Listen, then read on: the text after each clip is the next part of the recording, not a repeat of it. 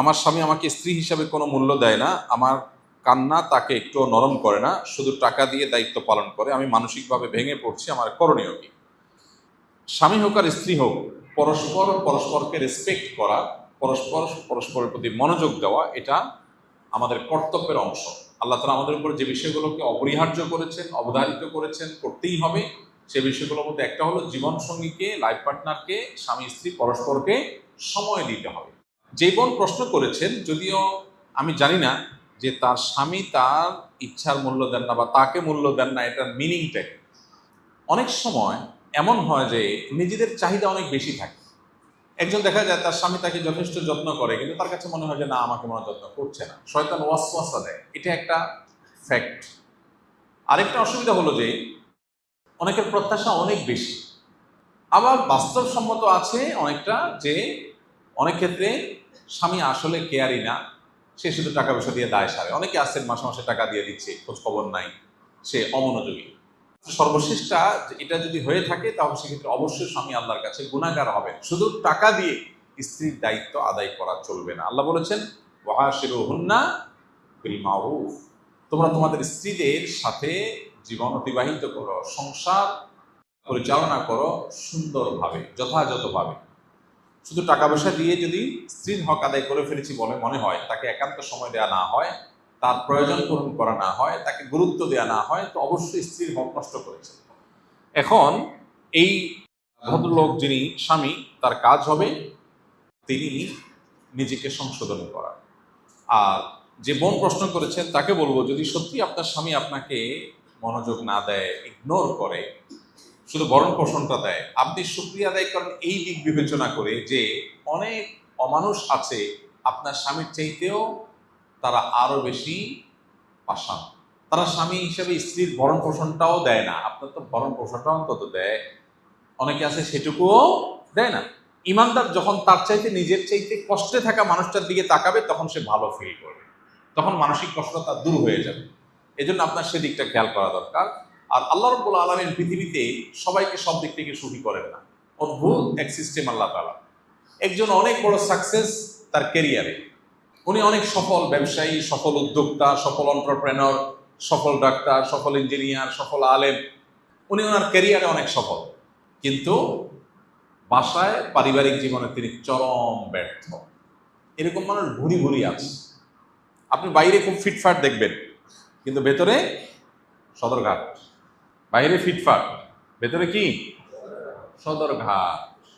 বাহিরে মনে হচ্ছে উনি খুব শান্তির অভিনয় করতেছে, হ্যাঁ উনি অনেক হ্যাপি হান্তা, আসলে অশান্তির সমুদ্রে হাবুডুবু খাচ্ছে।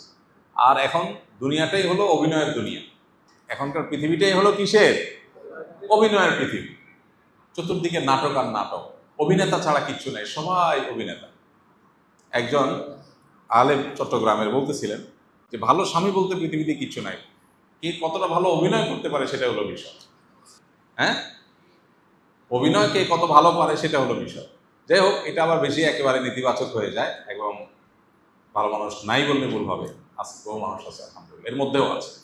এই জন্য ভাই, আমাদের মনে রাখতে হবে যে দুনিয়াটা জান্নাত না, দুনিয়াটা জান্নাত না। এখানে সবকিছু মন মতো হবে না ভাই।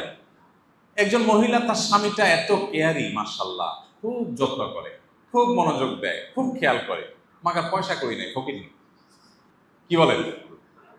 এখন যার স্বামী তাকে নিয়মিত মাসে টাকা পয়সা দেয়, খরচ খরচা দেয়, কোনো অসুবিধা নেই, তার কাছে ব্যাপার এটাই সবচেয়ে বড় ব্যাপার। তার কথা হলো ভাই টাকার দরকার নেই, কেয়ার হইলে হবে।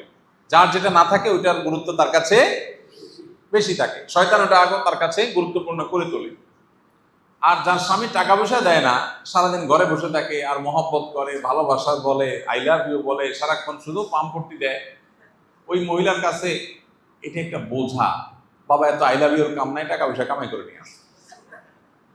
দুনিয়াটা এমন, শয়তান এমন ভাবে আমাদের সামনে তুলে ধরেছে, যার যেটা নাই শয়তান তার কাছে ওইটার জন্য হাহাকার তৈরি করে। আর ইমানদার এগুলোর সবগুলোর বিরুদ্ধে যুদ্ধ করে, এই বলে যে আল্লাহ যে অবস্থা রেখেছেন আলহামদুলিল্লাহ।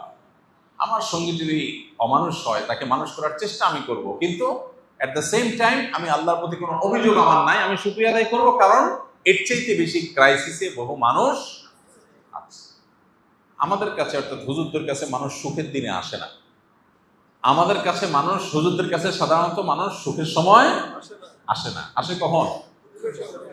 খেলায় পড়লে, ঠিকে গেলে, তখন হুজুরদের কাছে আসে। হ্যাঁ, ডাক্তার এবং হুজুর এই দুই শ্রেণী মানুষের কাছে মানুষ সুখের সময় যায় না, আসে দুঃখের সময়।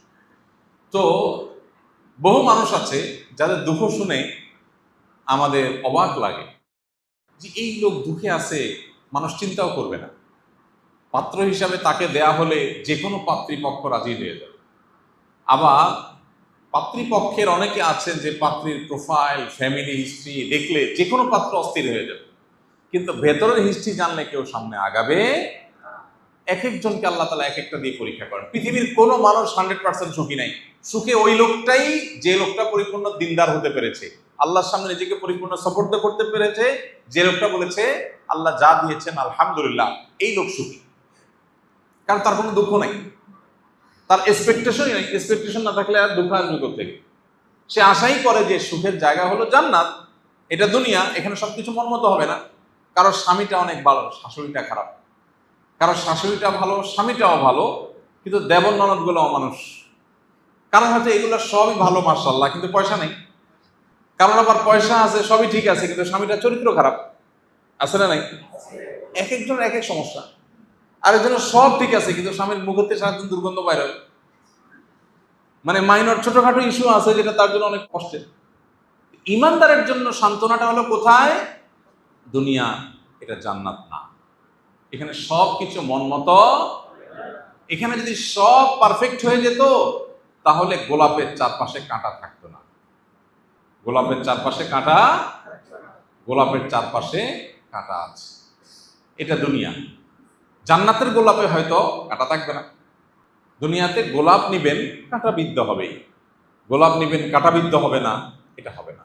এই জন্য দুনিয়াতে যেই কোনো কিছুতে অতৃপ্তি থাকবে। এই জন্য আমার যে বোন প্রশ্ন করেছেন তাকে বলবো আলহামদুলিল্লাহ বলুন, সবর করুন, স্বামীকে সংশোধন করবার চেষ্টা করুন, ওলামা ইকরামের দ্বারা মোটিভেশন করাবার চেষ্টা করুন, আল্লাহর কাছে দোয়া করুন এবং দিল থেকে বলুন, আল্লাহ অ্যাটলিস্ট আমার স্বামীটা তো ক্যান্সার আক্রান্ত না, আমার স্বামীটা তো অ্যাটলিস্ট বড় কোনো দুরারোগ্য ব্যাধিতে ভুগছে না, চরিত্রহীন না, বা অন্য দিক থেকে তার আরো খারাপ হতে পারতো, সেটা তো অন্তত না। আলহামদুলিল্লাহ, আল্লাহ তাআলা আমাদেরকে মানসিকভাবে সুখ এবং শান্তির নিয়ামত হাসিল করার তৌফিক দান করুন।